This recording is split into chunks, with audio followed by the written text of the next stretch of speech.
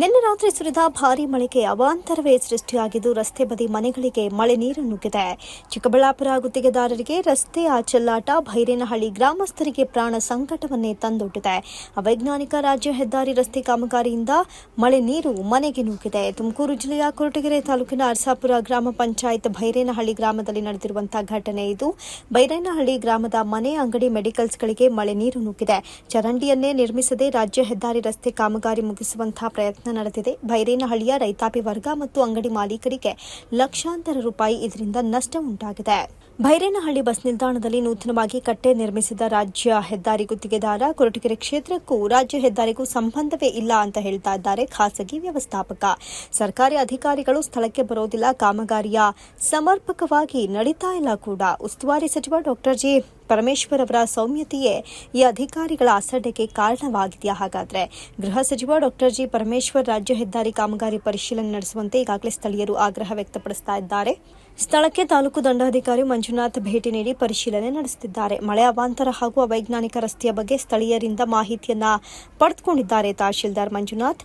ರಸ್ತೆ ನಿರ್ಮಾಣ ಮಾಡ್ತಾ ಇದ್ದಾರೆ. ಗುತ್ತಿಗೆದಾರರ ಮಾಹಿತಿಯನ್ನ ಪಡೆದು ಮೇಲಾಧಿಕಾರಿಗಳ ಗಮನಕ್ಕೆ ತರುವುದಾಗಿ ತಹಶೀಲ್ದಾರ್ ಮಂಜುನಾಥ್ ಕೂಡ ತಿಳಿಸಿದ್ದಾರೆ. ಸತೀಶ್ ಎಸ್, ಮಾತೃ ಟಿವಿ, ಕೊರಟಗೆರೆ.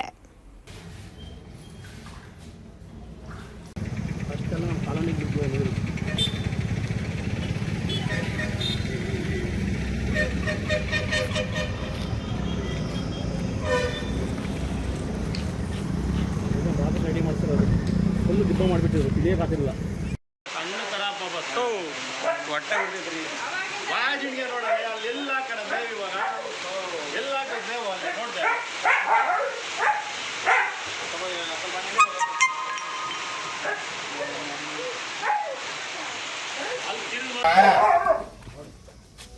ಏನು ಮಾಡೋದು ತಗೊಂಡು ನಾವು ರಾತ್ರೆಲ್ಲ ನೀರು ನುಗ್ಗಿರೋದು ನೋಡಿ. ಆ ಮನೆ ನೀರಲ್ಲಿ ಹಿಂಗೆ ಬಂದಿರೋದು, ಇಲ್ಲಿ ಬಂದಿರೋದೇ ನೇನೆ. ಏನು ಹಾಕೋದು ಸುಳಿದ್ ಮೇವು ನಾವು ರಾತ್ರಿ ಎಲ್ಲ ಹಿಂಗೆ ಬೀಜ ಬಾಜಿಗೆ ಫುಲ್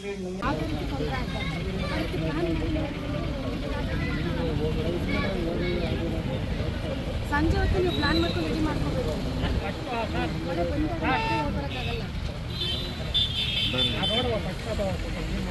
ರೋಡ್ ಹಾಕಿ ಸ್ಕೂಲ್ಗೆ ಹೋಗಕ್ಕೆ ಒಂದು ದಾರಿ ಮಾರ್ಗ ಮಾಡಿ.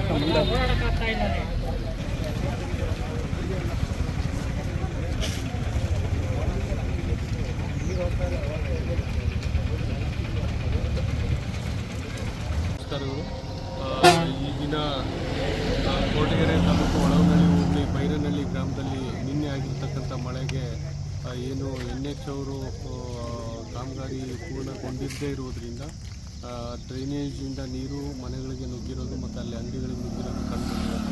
ಅದನ್ನೆಲ್ಲ ಪರಿಶೀಲನೆ ಮಾಡಿದ್ವಿ. ಸಂಬಂಧಪಟ್ಟ NHಗೆ ಅಭಿವೃದ್ಧಿ ಕಾಮಗಾರಿ ಏನು ಮಾಡ್ತಾಯಿದ್ದಾರೆ ಅವರು ಸಂಬಂಧಪಟ್ಟವ್ರನ್ನ ಕರೆದ್ಬಿಟ್ಟು ಸೂಚನೆ ಕೂಡ ನೀಡಿದ್ದೀನಿ. ಅಲ್ಲಿ ತಾತ್ಕಾಲಿಕವಾಗಿ ಇಮಿಡಿಯೇಟಾಗಿ ಅಲ್ಲಿ ಏನೇನು ನಾವು ಕ್ರಮ ವಹಿಸಬೇಕು ಅಂತೇಳಿ ತಿಳಿಸಿದ್ದೀವಿ. ಹಾಗೂ ಈ ಒಂದು ರಸ್ತೆಯಲ್ಲಿ ಆಗಿರ್ತಕ್ಕಂಥ ಅಪಘಾತಗಳ ಸ್ಥಳಗಳಿಗೂ ಕೂಡ ಭೇಟಿ ನೀಡಿದ್ದೀವಿ. ಭೈರೇನಹಳ್ಳಿ ಶಾಲೆಯಲ್ಲಿ ಸಮಸ್ಯೆ ಇದೆ ಸರ್. ಭೈರೇನಹಳ್ಳಿ ಶಾಲೆಗೂ ಮುಚ್ಚಿದ್ದಾರೆ ಸರ್. ಇದು ಚರಂಡಿನೂ ಮಾಡಿಲ್ಲ ಅನ್ನೋತ್ತಿಗೆ ಮುಚ್ಚಿದ್ದಾರೆ ಸರ್. ಅವರಿಂದಲೇ ಸಮಸ್ಯೆ ಆಗಿದೆ ಅಂತ ಆರೋಪ ಸರ್. ಈಗ ಭೈರೇನಹಳ್ಳಿ ಶಾಲೆಗೆ ಸಂಬಂಧಪಟ್ಟಂಗೆ ಈ ಶಾಲೆಗೆ ರಜೆ ಇದೆ. ಈಗ ಅಷ್ಟರೊಳಗಡೆ ಈಗ ಶಾಲೆ ಮತ್ತೆ ಇನ್ನೊಂದು 1 ವಾರ 2 ವಾರದಲ್ಲಿ ಪ್ರಾರಂಭವಾಗೋಷ್ಟರಲ್ಲಿ ಅಲ್ಲಿ ಅಗತ್ಯ ಕ್ರಮ ಕೈಗೊಳ್ಳೋಕೆ ಹೇಳಿದ್ದೀವಿ. ಫಸ್ಟಿಗೆ ನಾವು ಮಳೆ ಏನು ಬಂದಿದೆ ಅದರಿಂದ ಏನು ಅನಾಹುತಗಳಾಗ್ತಿದೋ ಅಥವಾ ತೊಂದರೆಗಳಾಗ್ತಿದೋ ಅದಕ್ಕೆ ಇಮಿಡಿಯೇಟ್ ಕ್ರಮಗಳನ್ನು ಕೈಗೊಳ್ಳೋಕ್ಕೆ ತಿಳಿಸಿದ್ದೀವಿ. ಅವು ಕ್ರಮಗಳನ್ನು ಕೈಗೊಂಡು ಅವರು ನಮಗೆ ಕಾಂಪ್ಲೇಂಟ್ಸನ್ನು ಕೊಡಬೇಕಂತ ತಿಳಿಸಿದ್ದೀವಿ.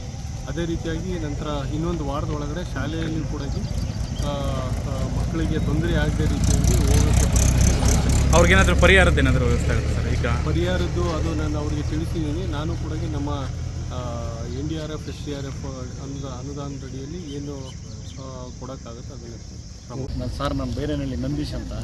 ನಮ್ಮ ಮನೆ ಹತ್ರ ವಾರದಿಂದ ಹಿಂದೆ ಮಳೆ ಬಂದಾಗ್ಲೂ ಮನೆ ಒಳಗಡೆ ನೀರು ನುಗ್ಗಿತ್ತು. ಬಸ್ಸುಗಳಿಗೆ ಮೊಣಕಾಲದ್ದೆಲ್ಲ ನೀರು ಹರಿದಿತ್ತು. ಅವತ್ತು ಮೇವು ತೊಂದರೆ, ಇವತ್ತು ಮೇವು ತೊಂದರೆ. ಬರಗಾಲ ನಿನ್ನೆ ನೋಡಿದ್ರೆ ನಿನ್ನೆ ಮನೆ ಒಳಗೆಲ್ಲ ನುಗ್ಗವೆ. ಹಸುಗಳು ಮೊಣಕಾಲದ ಹೋದಾಗ ಕರುಳೆಲ್ಲ ಸತ್ತೋಗ್ಬೇಕಾಯ್ತು ಸರ್. ನಿನ್ನೆ ಅಂಥ ಪ್ರಾಬ್ಲಮ್ ಆಗೈತೆ. ಹೇಳಿರೋ ಸರ್ ಹೈಟ್ ಮಾಡಿಬಿಟ್ಟವ್ರೆ. ಆ ಚರಂಡಿ ಮಾಡಿಲ್ಲ, ಚರಂಡಿ ವ್ಯವಸ್ಥೆ ಇಲ್ಲ. ಮನೆಗೆ ಹೋಗೋಕ್ಕೆ ದಾರಿ ಇಲ್ಲ ಸರ್. ಫುಲ್ ಚರಂಡಿ ಮಾಡಿಬಿಟ್ಟು ಎಲ್ಲ ಮಣ್ಣೆತ್ತಾಕ್ಬಿಟ್ಟವ್ರೆ. ಮನೆಗೆ ಹೋಗೋಕ್ಕೆ ದಾರಿ ಇಲ್ಲ. ಕಟ್ಟಿಗೆ ಹೋಗೋಕೆ ಒಂದು 25 ಮನೆ ದಾರಿ ಇಲ್ಲ. ಸ್ಕೂಲ್ಗೆ ಹೋಗೋಕ್ಕೆ ದಾರಿ ಇಲ್ಲ. ಅದು ಸ್ಕೂಲಿಂದನೇ ನಮ್ಮ ಮನೆ ಇರೋದು. ಯಾರು ಕೇಳೋರಿಲ್ಲ ಹೇಳೋರಿಲ್ಲ. ಕೇಳಿದರೆ ಏನು ನೀವೇನೋ ಜಾಸ್ತಿ ಮಾತಾಡೋ ನಾವು ಕಂಪ್ಲೇಂಟ್ ಕೊಡ್ತೀವಿ ಅಂತ ಅವ್ರು ಇಂಜಿನಿಯರ್ ನಮ್ಮ ಮೇಲೆ ರೋಪ್ ಹಾಕ್ತಾರೆ. ಅವ್ರ ಹೆಸರು ಗೊತ್ತಿಲ್ಲ. ಯಾರು ರಸ್ತೆ ಮಾಡೋದಾ? ಹ್ಞೂ ಸರ್, ಆದಿಕೇಶವಲ್ ಅಂತಾನೆ ಏನೋ ಸರ್, ಅವ್ನು ರಾತ್ರಿ ರೋಪ್ ಹಾಕ್ತಾನೆ ಸರ್. ಏನಂತಂದ? ಕಂಪ್ಲೇಂಟ್ ಕೊಡ್ತೀನಿ ನಾನೇನೆ, ಏನು ರೋಪ್ ಆಗ್ತಾ ಇದ್ದೀರ ನೀವು, ನಾವೇನ್ ಮಾಡೋಕ್ಕಾಗ್ತೈತೆ? ನಮ್ ಸೆಂಟ್ರಲ್ ಗೌರ್ಮೆಂಟ್ ಕೆಲಸ ಇದು, ನಾವು ಮಾಡಿಸ್ಕೋಬೇಕು. ಅದಿನ್ನ ನಕ್ಷೆ ಬಂದಿಲ್ಲ ಬೈರೇನಹಳ್ಳಿದು. ಕೆಲಸ ಪ್ರಾರಂಭ ಮಾಡಿದಂತ ಎಲ್ಲ ಹಿಂಸೆ ಆಗ್ತಾರೆ ಸರ್. ನಮ್ಗೆ ತೀರಾ ತೊಂದರೆ ಆಗ್ಬಿಟ್ಟದೆ ಸರ್. ಎಷ್ಟು ಮನೆಗಳು ನೀರು ನುಗ್ಗಿತ್ತಲ್ಲಿ ಸರ್? ಅಲ್ಲಿ 1, 2, 3, 4 ಮನೆ ಮೆಡಿಕಲ್ ಸ್ಟೋರ್ ಸಮೇತ ನುಗ್ಗಿದ್ದಾವೆ ಸರ್.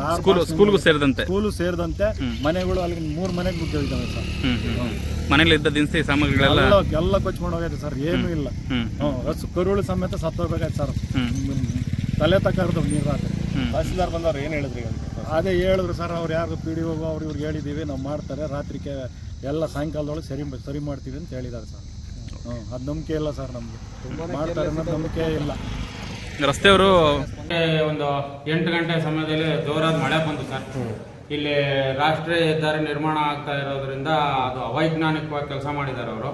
ಹಾಗಾಗಿ ಮುಂದೆ ಒಂಚೂರು ಎಲ್ಲ ಅವ್ರವ್ರ ಅನುಕೂಲ ನೋಡ್ಕೊಳ್ಳೋಕೆ ಜನನೂ ಮಣ್ಣು ನೋಡ್ಕೊಂಡ್ರು. ಅದ್ರ ಜೊತೆಗೆ ಇಲ್ಲಿ ನಮ್ಮ ಮನೆ ಒಂಚೂರು ಮಾಮೂಲಿಯಾಗಿ ತಗ್ಗಲ್ಲಿದ್ದರಿಂದ ಆ ಪೂರ್ವ ಭಾಗದಲ್ಲಿರ್ತಕ್ಕಂಥ ಚರಂಡಿ ನೀರು ಮತ್ತೆ ಇಲ್ಲಿ ರೋಡಿಂದ ಬಂದಂತ ರಸ್ತೆ ನೀರು ಎಲ್ಲ ನಮ್ಮ ಮನೆ ಒಳಗಡೆಯಿಂದ ನುಗ್ಗಿ ಇಡೀ ಗಲೀಜ್ ನೀರೆಲ್ಲ ಎಲ್ಲ ಬರಬಾರದು ಎಲ್ಲ ಬಂದು ನಮ್ಮ ಮನೆಗೆ ಈ ತರ ಆಗ್ಬಿಟ್ಟಿದೆ. ನಾವು ವಾಸ ಮಾಡೋಕ್ಕಾಗಲಿಲ್ಲ. ಇದ್ದಿದ್ದು ರೇಷನ್ನು ಬಟ್ಟೆ ಬರೆ ಎಲ್ಲ ಕೊಚ್ಕೊಂಡು ಹೋಗಿದೆ. ದಯವಿಟ್ಟು ಇದಕ್ಕೆ ನ್ಯಾಯ ಕೊಡಿಸ್ಬೇಕು ಅಂತ ನಾವು ಏನು ಹೇಳ್ತಾರೆ ಕೇಳಿದವರು? ನಾವು ಇನ್ನ ಪ್ಲಾನ್ ಬಂದಿಲ್ಲ, ನಮಗೆ ಸರಿಯಾಗಿ ಅದರದ್ದು ನಕ್ಷೆ ಸಿಕ್ಕಿಲ್ಲ, ಈ ತರ ಉಡಾಫೆ ಉತ್ತರಗಳನ್ನ ನೀಡ್ತಾ ಇದ್ದಾರೆ. ನೆನ್ನೆ ಫೋನ್ ಮಾಡಿದಾಗಲೂ ಸಹ ಅವರು ಸರಿಯಾದ ಉತ್ತರ ನಮಗೆ ಕೊಡ್ಲಿಲ್ಲ ಸರ್. ಬಂದಿಲ್ಲ ಸರ್. ರಾತ್ರಿ 10 ಗಂಟೆಯಲ್ಲಿ JCB ಕಳಿಸಿ ನೀವೇ ಏನ್ ಬೇಕೋ ಆ ಕೆಲಸ ಮಾಡಿಸ್ಕೊಳ್ಳಿ ಅಂತ ಹೇಳ್ತಾರೆ. ನಾವೇನ್ ಸರ್ ಮಾಡೋಣ? ಏನೇನು ಹೋಗಿದೆ ಮನೆಯಿಂದ? ಏನೇನು ನಷ್ಟ ಆಗಿದೆ ಸರ್? ಇದು ಹಾಸಿಗೆ ಬಟ್ಟೆ ಎಲ್ಲ ಬಡ್ಕೊಂಡು ಹೋಗಿದೆ ಸರ್. ಮನೆಯಲ್ಲಿ ಏನೇನು ಹೋಗಿದೆ? ರೇಷನ್ ಏನಾಯ್ತಾ? ರೇಷನ್ ಇತ್ತು ಸರ್. ಕರೆಂಟ್ ತುಂಬಾ ವ್ಯತ್ಯಾಸ ಆಗಿದೆ. ಗೋಡೆ ಯಾವ್ದು ಮುಟ್ಟಿದ್ರು ಗ್ರೌಂಡಿಂಗ್ ಬರ್ತಾ ಇದೆ ಸರ್. ನಿಮ್ಮ ಹೆಸರು? ಲಕ್ಷ್ಮಣ ಪ್ರಸಾದ್ ಸರ್. ಎಷ್ಟು ಲಕ್ಷ ರೂಪಾಯಿ ಲಾಸ್ ಆಗಿದೆ?